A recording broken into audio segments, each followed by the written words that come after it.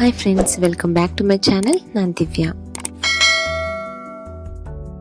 ಇವತ್ತು ಸಖತ್ ಟೇಸ್ಟಿಯಾದಂತಹ ಅಂಜಲ್ ಮೀನಿನ ತವಾ ಫ್ರೈ ಮಾಡೋದು ಹೇಗೆ ಅಂತ ತೋರಿಸ್ತಾ ಇದ್ದೀನಿ. ಅಂಜಲ್ ಮೀನು ಅಂತಲೇ ಅಲ್ಲ, ಯಾವುದೇ ಮೀನನ್ನು ಕೂಡ ಈ ರೀತಿಯಾದ ವಿಧಾನದಿಂದ ತವಾ ಫ್ರೈನ ಮಾಡ್ಕೋಬಹುದು. ತುಂಬಾ ಟೇಸ್ಟಿಯಾಗಿರುತ್ತೆ, ಹಾಗೆ ತುಂಬ ಈಸಿ ಮೆಥಡ್ ಕೂಡ ಹೌದು. ತವಾ ಫ್ರೈಗೂ ಹಾಗೂ ನಾರ್ಮಲ್ ಆಯಿಲಲ್ಲಿ ಕರಿಯೋದಕ್ಕೂ ತುಂಬ ಡಿಫ್ರೆನ್ಸ್ ಇದೆ. ನೀವು ಒಂದ್ಸಲ ಮಾಡಿದರೆ ಗೊತ್ತಾಗುತ್ತೆ. ತವಾ ಫ್ರೈ ತುಂಬಾ ಟೇಸ್ಟಿಯಾಗಿರುತ್ತೆ, ಹಾಗೆ ಆಯಿಲನ್ನು ಕೂಡ ತುಂಬ ಹೀರ್ಕೊಳ್ಳೋದಿಲ್ಲ. ಟೇಸ್ಟ್ ಕೂಡ ತುಂಬಾ ಡಿಫ್ರೆಂಟಾಗಿರುತ್ತೆ. ಆಯಿಲ್ ಜಾಸ್ತಿ ತಿನ್ನಲ್ಲ ಅನ್ನೋಂಥವ್ರು ಈ ವಿಧಾನದಿಂದ ಮಾಡ್ಕೋಬಹುದು. ಬನ್ನಿ ಹೇಗೆ ಮಾಡೋದು ಅಂತ ನೋಡೋಣ. ಇಲ್ಲಿ 1 kg ಅಂಜಲ್ ಮೀನನ್ನು ತಗೊಂಡಿದ್ದೀನಿ. ಇದನ್ನು ಚೆನ್ನಾಗಿ ಅರಿಶಿಣದ ಪುಡಿ ಹಾಗೂ ಉಪ್ಪನ್ನು ಹಾಕಿ ಚೆನ್ನಾಗಿ 1-2-3 ಸರಿ ತೊಳೆದುಕೊಂಡಿದ್ದೀನಿ, ಯಾಕಂದರೆ ಆ ಮೀನಿನ ಸ್ಮೆಲ್ ಹೋಗಲಿಕ್ಕೆ. ನೆಕ್ಸ್ಟ್ ಇಲ್ಲಿ ಮಸಾಲೆನ ರೆಡಿ ಮಾಡ್ಕೊಳ್ತಾ ಇದ್ದೀನಿ.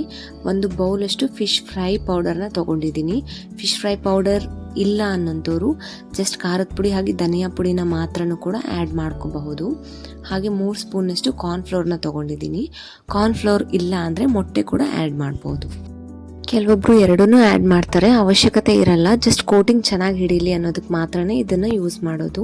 ನೆಕ್ಸ್ಟ್ ಅರ್ಧ ಸ್ಪೂನಷ್ಟು ಟರ್ಮರಿಕ್ ಪೌಡರ್, ಅರಿಶಿಣದ ಪುಡಿ, ಹಾಗೆ 1 ಸ್ಪೂನಷ್ಟು ಜಿಂಜರ್ ಗಾರ್ಲಿಕ್ ಪೇಸ್ಟ್, ಶುಂಠಿ ಬೆಳ್ಳುಳ್ಳಿ ಪೇಸ್ಟನ್ನು ಆ್ಯಡ್ ಮಾಡ್ತಾ ಇದ್ದೀನಿ.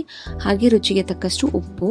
ಫಿಶ್ ಫ್ರೈ ಪೌಡರಲ್ಲಿ ಆಲ್ರೆಡಿ ಉಪ್ಪಿರುತ್ತೆ, ನೋಡ್ಕೊಂಡು ಹಾಕ್ಕೊಳ್ಳಿ. ಬೇಕು ಅನಿಸಿದ್ರೆ ಮಾತ್ರ ಹಾಕ್ಕೊಳ್ಳಿ, ಇಲ್ಲ ಅಂದರೆ ಬೇಡ. ನಾನೊಂದು 1/2 ಸ್ಪೂನಷ್ಟು ಹಾಕ್ಕೊಂಡಿದ್ದೀನಿ ಅಷ್ಟೇ. ಇದನ್ನು ಮೊದಲು ಈ ರೀತಿ ಚೆನ್ನಾಗಿ ಕಲಿಸ್ಕೊಳ್ಳಿ. ನೆಕ್ಸ್ಟು ಅದಾದ ನಂತರದಲ್ಲಿ ನೀರನ್ನ ಆ್ಯಡ್ ಮಾಡ್ಕೋಬೇಕು. ಖಾರ ಬೇಕು ಅನಿಸಿದ್ರೆ ಮಾತ್ರ ಇನ್ನೊಂದು ಸ್ವಲ್ಪ ಖಾರದ ಪುಡಿನ ಆ್ಯಡ್ ಮಾಡ್ಕೊಳ್ಳಿ. ನಾನು ಇದರಲ್ಲೊಂದು 1/4 ಸ್ಪೂನಷ್ಟು ಖಾರದ ಪುಡಿಯನ್ನು ಮತ್ತೆ ಆ್ಯಡ್ ಮಾಡ್ಕೊಂಡಿದ್ದೀನಿ. ಈಗ ನೀರು ನೋಡ್ಕೊಂಡು ಹಾಕ್ಕೊಂಡು ಪೇಸ್ಟ್ನ ಕನ್ಸಿಸ್ಟೆನ್ಸಿಗೆ ಚೆನ್ನಾಗಿ ಕಲಿಸ್ಕೊಳ್ಳಿ.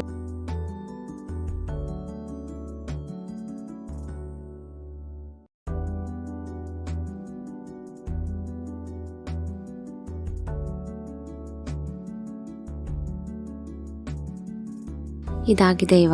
ಈಗ ಈ ಪೇಸ್ಟ್ನ ಮಸಾಲೆಯನ್ನು ನಾವು ತೊಳೆದಿಟ್ಕೊಂಡಿರುವಂಥ ಮೀನಿಗೆ ಚೆನ್ನಾಗಿ ಕೋಟಿಂಗ್ ಮಾಡಿ, ಎಲ್ಲ ಕಡೆ ಕೂಡ ಚೆನ್ನಾಗಿ ಕೋಟಿಂಗ್ ಆಗಬೇಕದು.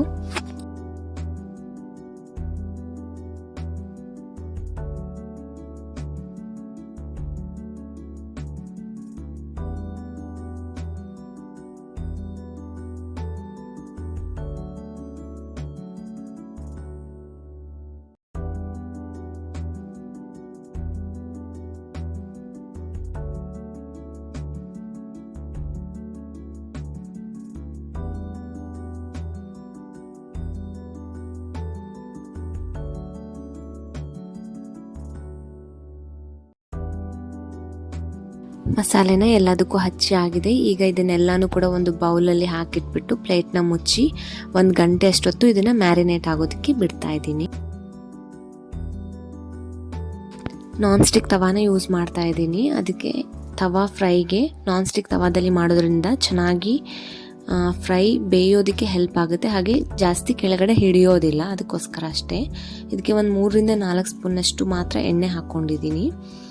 ನಂತರ ಇದಕ್ಕೆ ನಾವೇನು ಮ್ಯಾರಿನೇಟ್ ಮಾಡೋಕ್ಕಿಟ್ಟಿದ್ವಲ್ವ ಎಲ್ಲ ಪೀಸಸ್ಗಳನ್ನು ಒಂದೊಂದಾಗೆ ಆ್ಯಡ್ ಮಾಡ್ತೀನಿ. 2 ಪೀಸಸ್ 3 ಪೀಸಸ್ನ ಒಟ್ಟಿಗೆ ನಾವು ಬೇಯಿಸ್ಕೊಳ್ಬಹುದು.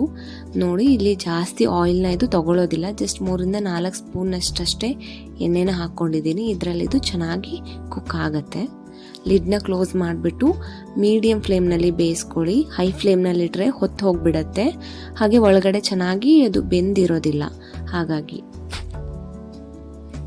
ಲಿಡ್ನ ಕ್ಲೋಸ್ ಮಾಡಿದ್ನಲ್ವ, ತೆಗೆದ್ಬಿಟ್ಟು ಮತ್ತೆ ಅದನ್ನು ಟರ್ನ್ ಮಾಡಿ 2 ಕಡೆ ಚೆನ್ನಾಗಿ ಫ್ರೈ ಮಾಡ್ಕೊಳ್ಳಿ.